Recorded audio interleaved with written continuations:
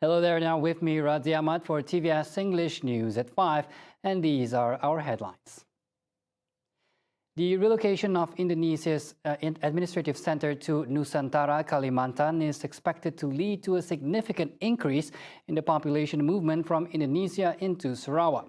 In light of this, there is a pressing need to swiftly develop additional border control centers, including immigration, customs, quarantine, and security complexes, or ICQS, strategically located in the TAPAK MEGAH area, Kapit. These developments are essential to enhance border security measures. Now, Deputy Minister in the Prime Minister's Department, Sabah Sarawak Affairs and Special Duties, Dato' Wilson Ugak Kumbong, has conveyed this matter to Sarawak Premier Dato' Petinggi Tan Sri Abang Johari Tun Openg. He elaborated on the disparity between Sarawak's infrastructure and that of Kalimantan, highlighting that Sarawak still relies on timber tracks for transportation, while Kalimantan boasts excellent road networks. Met after paying a courtesy call to Abang Johari at his office in Wisma Bapa, Malaysia on Wednesday, Wilson added he also sought input regarding the strengthening of security control at the border. He stated that ICQS complexes in TAPAK MEGAH, if developed, are capable of safeguarding security and monitoring entry and exit into Sarawak, thereby protecting assets in the area. Acknowledging that this matter is not under the jurisdiction of the state government, Wilson also appealed to Prime Minister Dato' Sri Anwar Ibrahim to consider immediate action.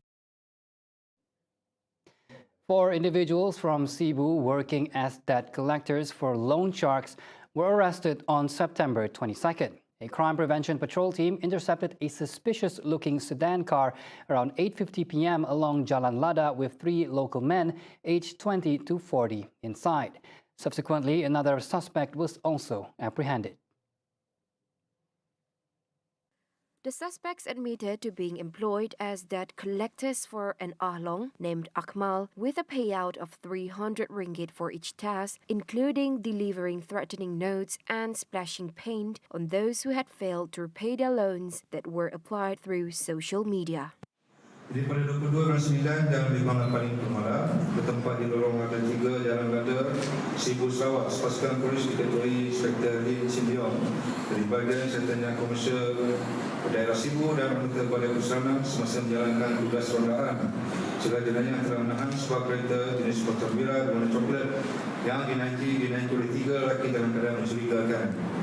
Ketiga suspek telah diperiksa dan hasil pemeriksaan ketiga suspek merupakan bertepatan berumur lingkungan 20-an hingga 40-an. Pemeriksaan ke atas kenderaan yang suspek telah menjumpai 2 botol yang berisi cair icat warna merah dan 1 rantai pengunci dan diletakkan di hadapan penumpang hadapan. Pemeriksaan lanjut ke atas badan suspek telah menjumpai beberapa barang yang mencurigakan, antaranya adalah 3 unit telefon bimbit berbagai jenama dan 2 keping kertas bertulis nota agutan yang disimpan di dalam beg sandang. Ketiga-tiga suspek telah ditangkap dan barang lepasan untuk selanjutnya. He told this to reporters during a press conference at the Cebu Police Headquarters held on Wednesday. At the same time, Muhammad Azman urged the public to refrain from seeking loans through unlicensed or online money lending sources. As such, those with information about criminal activities are advised to contact the nearest police station or the Cebu IPD Operations Room at 084 364 373. The case is being investigated under Section 5(2) of the Moneylenders Act 1951 and Section 427 of the Penal Code. Meanwhile, in the upcoming budget 2024, the government ought to implement tax relief incentives for financial planning fees, potentially enhancing financial sustainability awareness among Malaysians. As such, incentives will support the government's aim to ensure that the public is financially secured for the future. Director of Corporate Treasury Investment Services at Wealth Vantage Advisories Nur Berhad, Idham Idris, expressed his view during a media briefing discussing the Budget 2024 wish list of the Financial Planning Association of Malaysia held on Wednesday. Idham explained that such a move is important to make sure Malaysians are covered in the financial aspects, such as retirement, savings, debt settling, and wealth goals, therefore avoiding being scammed. Meanwhile, Rozana Rashid, Alpine Advisory Sundrian Berhad Director, agreed with the recommendation, saying this would help especially the B40 and M40 income groups. She also said that companies also should look at ways to introduce financial literacy programs to help their workers strengthen their financial positions. Budget 2024, to be tabled in Parliament on October 13, will be the second budget announced by the Madani government.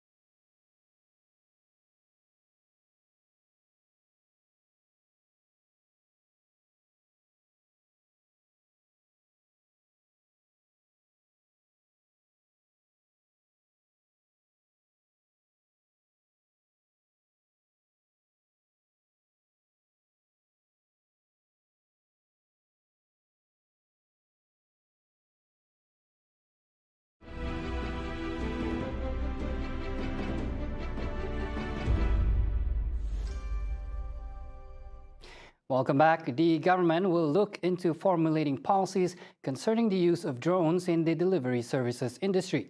Minister of Communications and Digital Fahmi Fadzil said even though this matter is under the purview of the Transport Ministry, the usage of frequency and spectrum is under the jurisdiction of the Malaysian Communications and Multimedia Commission (MCMC). Saya lihat ada keperluan untuk pihak MCMC mengadakan perbincangan dan mungkin meneliti beberapa perkara supaya dasar selaras dengan apa yang kita lihat sebagai potensi industri drone, terutama untuk penghantaran barang-barang. When met after visiting DHL Express Malaysia HQ in TM Tower on Tuesday, he also said the Ministry of Communications and Digital and MCMC will look into the future trajectory of the courier industry.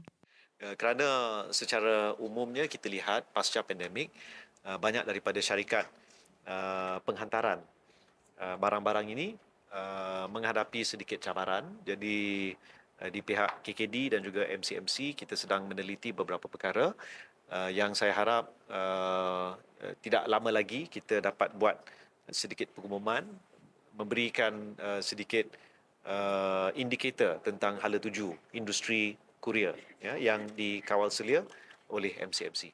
Previously, Fahmi said the government through MCMC had implemented the National Courier Accelerator Plan in 2021 to support the growth of the courier and postal industry towards achieving 30 parcels per capita by 2025. It is hoped that this initiative will spur the growth of the courier industry, strengthening it as the main engine of e-commerce and digital economic success in Malaysia.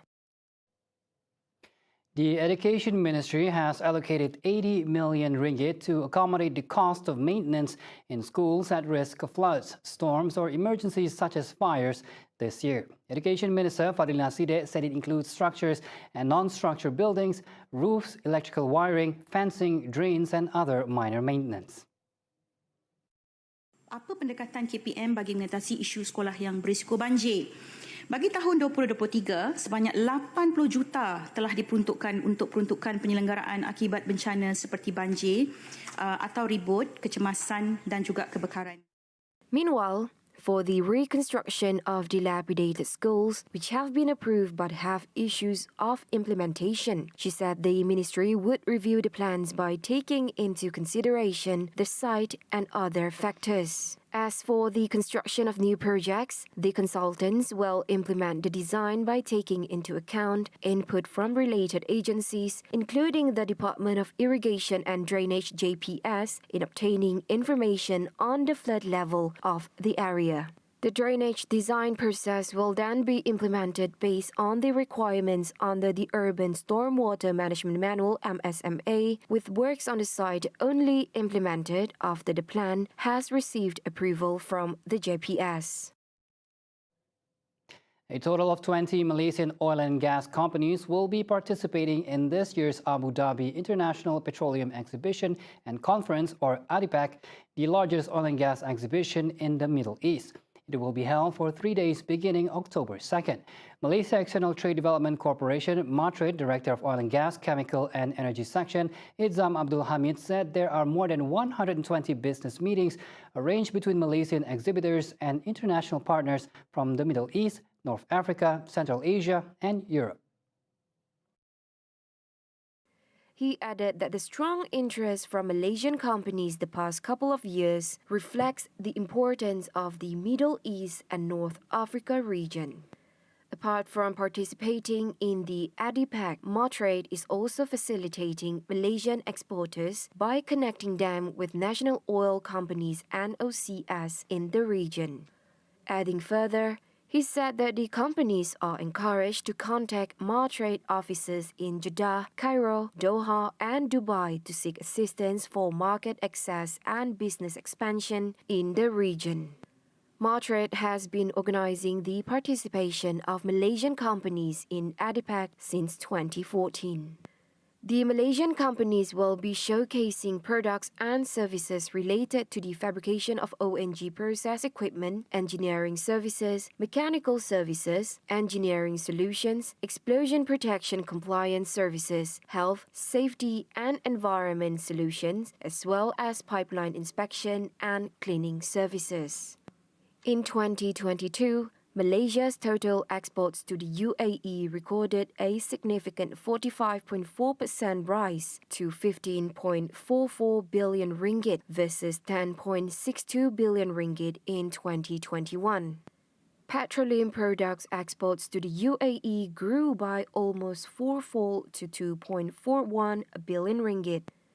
Malaysian oil and gas companies have a direct presence there or are involved in projects in most of the Middle Eastern countries, with a concentration in UAE, Saudi Arabia, Qatar, Iraq, and Oman.